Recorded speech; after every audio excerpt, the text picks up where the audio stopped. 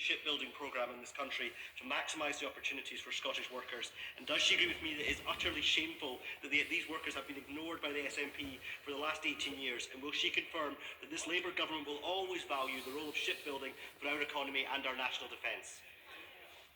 I couldn't agree more with my honourable gentleman. It's just a shame that there's no SNP members in the House, although there are so few of them, to hear what he said. Perhaps the honourable gentleman would write to the SNP and ask them why they refuse to back the defence sector in the United Kingdom and specifically in Scotland. Madam Speaker, it is estimated that in under 5 years there will be over 3 million families in receipt of disability benefits who will financially lose as a result of today's announcement, with an average loss of £1,720 per year compared to inflation. Is the Chancellor comfortable knowing that she has brought despair and horror to disabled people and their families across the country? We have a very basic principle that people who deserve to be protected should be, those who can work should, and that we need a system that is sustainable.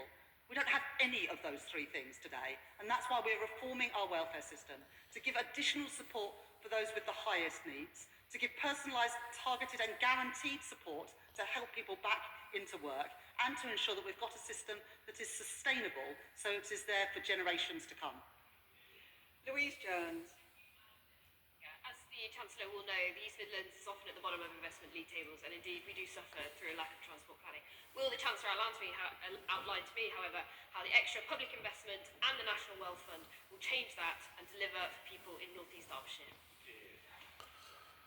I thank my honourable friend for that question. People in North East Derbyshire will benefit from the additional homes, whether they are able to buy those homes, to rent those homes, or indeed to build those homes, as we expand the number of construction apprenticeships and 10 new technical excellence colleges in construction. And they will also benefit from the increases in real household disposable income, because what we want when the economy grows is to have more money in people's pockets, and that's what the OBR confirm will happen today. Helen Morgan. Deputy Speaker, pharmacies like Green End Pharmacy in Whitchurch in my constituency are struggling with the impending hike in employers' national insurance business rates, and in fact that they don't know what they were being paid for NHS services this financial year, let alone next. Can the Chancellor confirm whether Pharmacy First will be continuing beyond the end of next week? Well, I'm sure that the relevant health minister would be willing to meet with you to talk about that. But because of the investment that we put into our National Health Service last year at the budget, more than £20 billion of additional funding, we are able to start to rebuild our NHS, reduce waiting lists. Indeed, we have done that now for 5 months in a row. Madam Deputy Speaker, as we secure Britain's role in a changing world, I welcome the Chancellor's focus on defence innovation, and I thank her for referencing my community, Aldershot and Farnborough. We are ready to serve. When it comes to defence innovation, too many small and medium defence businesses in my community struggle to get access to the banking and finance facilities they need, often on the basis of self-imposed ESG criteria. Will the Chancellor join me in welcoming the investors and financial institutions that have responded to the campaign that I am leading with my honourable friend, the member for York Outer, calling on our banks and our fund managers to broaden their approach so that we can defend our country, support Ukraine and fire up our industrial base? I was pleased to be able to mention my honourable member's constituency in my statement today. As home of the British Army, on behalf of this government, we thank the people of Aldershot and Farnborough for the service that they give our country every single day. And my honourable friend is right to mention the importance of companies in the defence sector, whether they're big companies or small, being able to access finance. That has never been more important than it is today, when we see the threats posed from Putin continue to grow. And so I urge everyone in financial services to do their part to make sure that our fantastic defence startups have the money that they need to grow and help defend our country and our values. Final question, Jim Allister. Would the Chancellor better explain how the civil service cuts will translate into the devolved regions and the impact on future block grant allocations? And are there lessons to be learned from the fact that in 2015 the Northern Ireland Executive had a voluntary exit scheme upon which they spent £700 million and then proceeded to re-engage hundreds of civil servants as agency workers? Are there lessons there? That is a really important point that the honourable gentleman made, and that's why we haven't set a number on the number of the reduction in the size of the civil service and instead have made it an admin target, because what we don't want to see is the number of civil servants fall and then the number of agency workers and consultancies increase. So absolutely this government will learn from failed efforts both of the UK government under the Conservatives and other administrations in the past. That concludes the statement, and I'll give the House a few moments to settle down before we come to the 10-minute rule motion.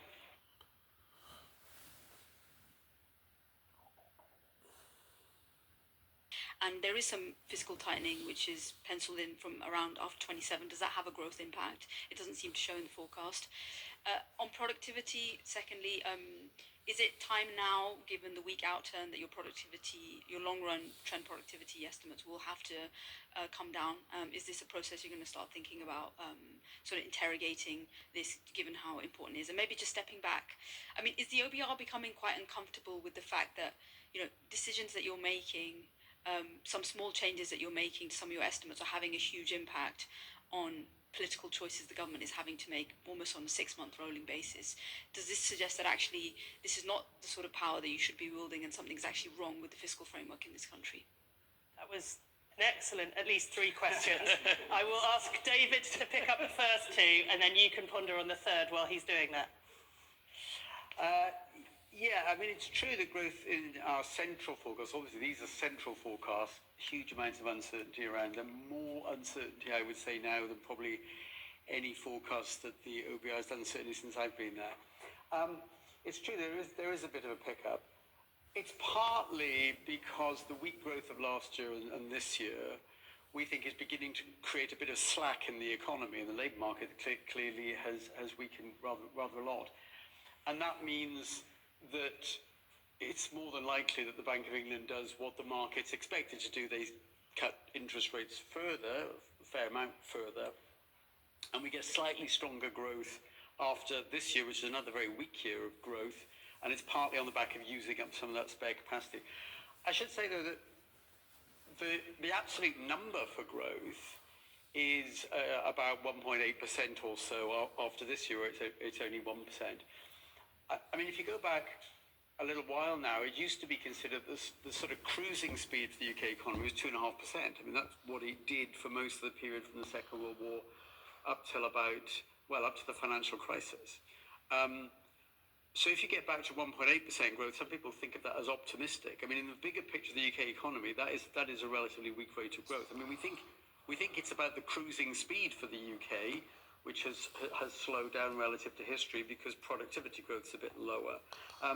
But that's the story of the forecast in a sense. Some of the things that are holding back growth this year, a bit of a pickup in inflation, interest rates have gone up relative to where we thought in October. I mean, those things begin to unwind somewhat a little way down the road. And thinking about our kind of medium-term productivity assumption? Yeah, well, it's kind of halfway between what I call the dismal last decade or so and the 50 years before that. So before you get to the financial crisis, and since the end of the Second World War up until 2008, 2009, productivity in the UK grew by about 2% a year. So people thought that was normal. And then we had the financial crisis, and then much later, of course, COVID and Russian invasion of Ukraine, huge increase in energy prices. Over that more recent period, it's been like 0.5%. So the question is, of course, what do you think the next 5-10 years look like? Does it look like most of the post-Second World War period for the UK, in which case a 1% assumption, a bit more than 1%, which is our central forecast, is uber pessimistic? Or do you think that the next 5-10 years looks like the dismal last 10 or 15 years, in which case our central forecast looks pretty optimistic? So it's partly a question of, well, what period in history do you think will be most like the next 5 to 10 years? And I think the honest answer to that is that economists have got no better insight into that than political scientists or historians or most people. And so what we do is we pretty much split the difference between the miserable last 10 years and the 40 years before that, roughly speaking. That gets you to a little bit north of 1% for productivity. Thanks, David. And Richard, are you uncomfortable about changes to the estimates given the tight numbers inherent in bits of our forecast? I guess on the broader question about the powers the OBR has, the powers that we have are the same ones we've had for the last 15 years, which are the ones given to us by Parliament, which are to produce a central forecast, to assess the costing of government policies, and to assess whether the government's on track to meet the fiscal rules that it sets for itself. Chancellors set their own fiscal rules. If they want to break them, they can. If they want to change them, they can. The task they give to us is to assess whether they're still on track to meet them once we take account of their policies. The chancellors set their own policies as well. So all of those levers are very much in the hands of the chancellor of the day. And one of the reasons why policy has ended up being very responsive to changes in our forecasts is because recently, as you saw in the graphs, chancellors leave themselves tiny amounts of headroom these days against their fiscal forecasts. And so what you saw in this forecast, I think, has been emblematic of what you've seen in recent forecasts, which is very small changes in our fiscal forecast over a 5-year period. We're forecasting £1.5 trillion worth of revenue, £1.5 trillion worth of spending. What you saw here was a swing in the difference between the two of 14 billion. That is tiny by comparison to the totals that we are forecasting. Unfortunately, chancellors have left themselves tiny margins for manoeuvre against their fiscal rules, which means if they want to stick to them, they have to adjust policy in light of what are relatively small forecast changes, given that we're looking 5 years ahead in the space of lots and lots of uncertainty. So I think the sensitivity of policy to our forecast is not driven by our forecast, it's driven by the fact that chancellors tend to not achieve their fiscal rules by very much of a margin. Thank you. TikTok ought to be much bigger than an economic update, and it really was. I would say that that was an intensely political performance there from the Chancellor, and there's two parts of it, really. Point one is this reiteration from her that she is the Iron Chancellor. She stuck to her fiscal rules. She found billions in savings in order to stick to the fiscal rules. She said very clearly, I'm restoring the headroom, and then she outlined a series of savings. There was 6 billion from budgets across departments by the end of the Parliament, 1 billion additional in tax evasion. There were 3.4 billion in welfare cuts, and in the end she filled the gap.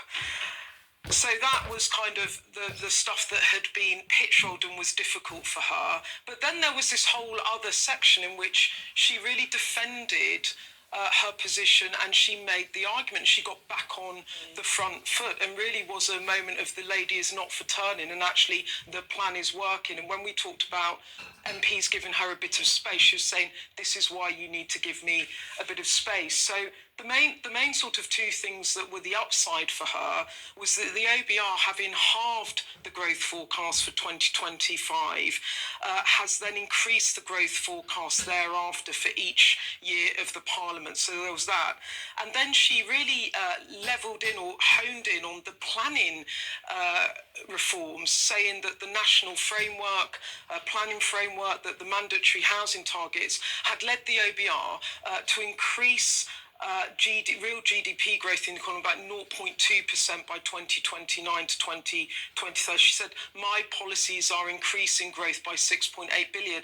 And then ping on my phone, a rabbit appeared from someone saying, this is the surprising stuff, which is having all the bad news briefed out, if you like, to try and show that her plan was working. Now, within all of that, there's so many caveats, because if you look at what actually those welfare reforms and what's happening, 3 million families could be worse off under universal credit. 800,000 people could see their PIP awards cut. The OBR has warned within, this is the OBR, I'm just going through it, I've only just started, that unprotected departments might actually need real terms cuts by 0.8% from 2026 to 7%, that tariffs could completely throw it all off course. And there's a big warning with all of it where the OBR OBR says, headline, Chancellor restores headroom amidst risky outlook, and says it's a small margin against the risk of further shocks to interest rates. And when she talked as well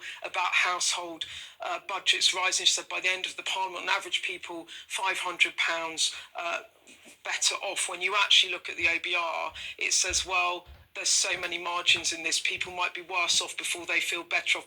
I.e., it's much more complicated.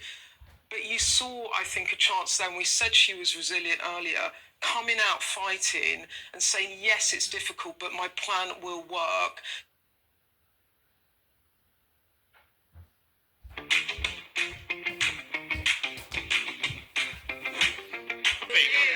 Has brought the Right Honourable Lady to a cold, hard reckoning. She has become very fond recently to talk about the world having changed. Well, indeed it has, Mr Speaker. This country was growing at the fastest rate in the G7 only about a year ago. And just as the OECD and the Bank of England and other forecasters, and now we learn today, the OBR have stated, growth has been halved in this year, cut in two as a consequence of the decisions and the choices that the Right Honourable Lady made on her watch. Inflation, which was down to 2%, bang on target on the very day of the last general election under a Conservative government. We are now told this year will be running at twice the level as was forecast under ourselves in 2024. This is going to mean prices bearing down on households and on businesses right across the country because of her choices. And the OBR also says, Mr Speaker, that unemployment will be rising this year and next year and the year after. And in fact, across the forecast period, it will not decline at all. So much for the Right Honourable Lady's back to work plans. And we have already seen, Mr Speaker, what it means when it comes to controlling borrowing under this Chancellor. And yes, she has come forward now with a plan to squeeze spending later on in the forecast period. And she has, of course, told the OBR that these are the elements of spending restraint to which she will stick. But what do the markets think? And could I ask the Right Honourable Lady, given her track record, given the fact that she has failed to control spending and borrowing to date, what does she think the markets are going to make of her latest promises? But the Right Honourable Lady, Mr Speaker, says, of course, that none of this is her fault. It is the war in Ukraine. It is President Trump. It is tariffs. It is President Putin. It is the Conservatives. It is her legacy. It is anybody but her. Well, what the British people know, Mr Speaker, is that this is a consequence of her choices. She is the architect of her own misfortune. It was the Right Honourable Lady, Mr Speaker, who talked down the economy, so that business surveys and confidence crashed through the floor. It was the Right Honourable Lady who confected the £22 billion black hole. A smokescreen that was only ever there in order to cover up for the fact that she and the Prime Minister reneged on their promises to the British people during the last general election. And a black hole that the OBR themselves, ironically at the government's behest, have said they will not legitimise. She chose to be reckless with a sliver of headroom against her fiddled targets. She borrowed and spent and taxed like it was the 1970s. Little wonder, Mr Speaker, that the Chancellor has tanked the economy. Little wonder we have an emergency budget, all because of her choices. Now, the Chancellor likes to tour the television studios and tell everybody they should be thankful that she will not be ramping up taxes in this emergency budget as she did before. But that will be cold comfort to the millions up and down the country waiting in fear and trepidation for the start of the new tax year. buckling under the burden of tax and we're rising to the highest tax burden on her watch in the history of our country. And so could I ask the Right Honourable Lady if when she replies in a moment, she will give that much needed reassurance, particularly to businesses, that she will not be ramping up taxes still further in the autumn. Even a basic economist, Mr Speaker, knows that if you tax something, you get less of it. You don't need to have worked at the Bank of England for 10 years, Mr Speaker, to know that. So what did the Chancellor tax? She taxed jobs and wealth creation. She's destroyed livelihoods, businesses, clobbered big and small companies, the backbone of our economy. Enterprise crushed on the altar of her ineptitude. The CIPD telling us a third of those businesses affected will shed labour. Morrison's losing 200 jobs, Tesco 400. Sainsbury's, 3,000 jobs lost. No wonder the Federation of Small Business say that outside of the pandemic, business confidence has been left at its lowest level on record. If you want to make a full-time income from home... Businesses, Mr Speaker, it's charities, it's GPs, it's pharmacists, it's those who transport children who have special educational needs, and it is hospices caring for the sick and the dying. In this House, Mr Speaker, the Labour Party had the opportunity yesterday and last week to stop that. But they voted our amendments down. And we will never let their constituents forget it.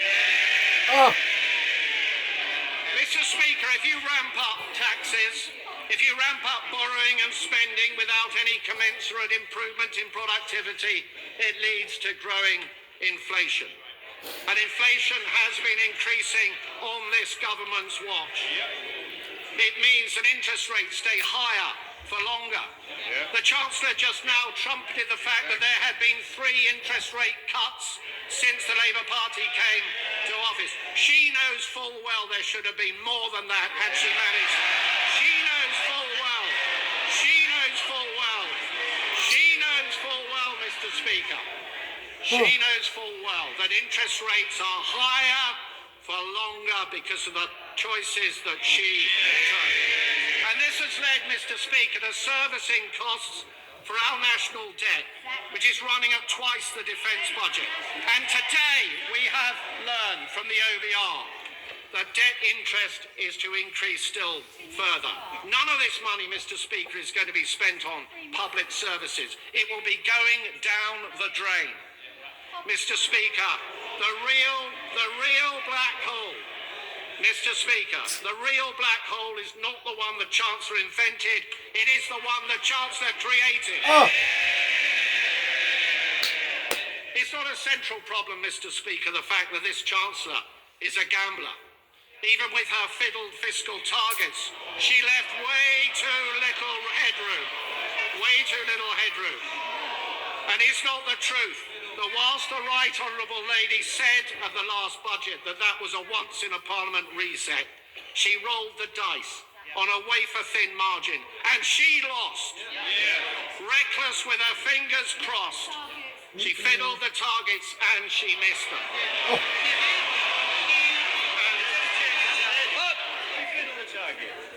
I'm not sure about the language we use. I think there are better words and more constructive words the Shadow Chancellor would prefer to use. Can I just point out, thank you, Mr. Can I just point out that all of her fiscal headroom disappeared, not just some of it. In fact, she went underwater to the tune of £4.1 billion. Mr. Speaker, reeling from one fiscal event to the next is not a way to run the public finances. And breaking your fiscal rules to the extent that the Right Honourable Lady has in just 6 months is a public humiliation. Mr. Speaker, could I briefly focus on defence spending? We on this side of the House welcome the fact that as we press the government to do, they will they will reach 2.5% of GDP by 2027. And we note the stepping stone along the way that the Right Honourable Lady has just announced.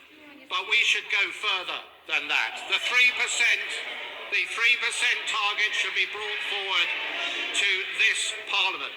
So can I ask the Right Honourable Lady, given the geopolitical tensions that she has raised, what provision has she made in her headroom, in her fiscal plans, for increasing defence spending more quickly in this Parliament if that proves necessary? And could I ask her, would she scrap the absurd Chagos deal and put that money behind our armed forces? Mr. Speaker, the economy is in a perilous state, but there was a different way. There were different choices on taxing and spending and borrowing and on productivity and on welfare. And let me just say a few words on welfare. It was the privilege of my life, Mr. Speaker, to have served as the Secretary of State for Work and Pensions.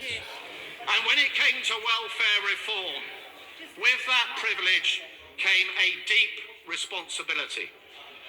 The responsibility for welfare reform to be properly thought through with a very clear plan.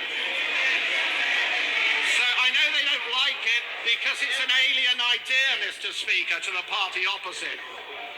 So that we can be fair to the taxpayer, but equally fair to the many people up and down our country, some of whom are highly vulnerable. This was an approach on our watch that led to $5 billion of savings across the forecast period and 450,000 fewer people going on to long-term sickness and disability benefits as a direct consequence. And we would have gone further, much further, and we set out a clear plan. We set out a clear plan in our manifesto to do exactly that. But the party opposite rushed their changes. They had no plan. There was not a single mention of PIP, personal independence payments, in the Labour Party manifesto. When they got into office, they pussyfooted around and dithered. Why? Because it's deeply divisive within their rank and file. And then suddenly, when the Chancellor decided that she had run out of money, out the word went to find some savings in welfare, to scrabble around, to yank every lever possible. And the spectacle, frankly, Mr. Speaker, of what the OBR has said about the changes that were only announced last week by the Secretary of State for Work and Pensions is simply shambolic. Yes. We have gone from incompetence, Mr. Speaker, to chaos.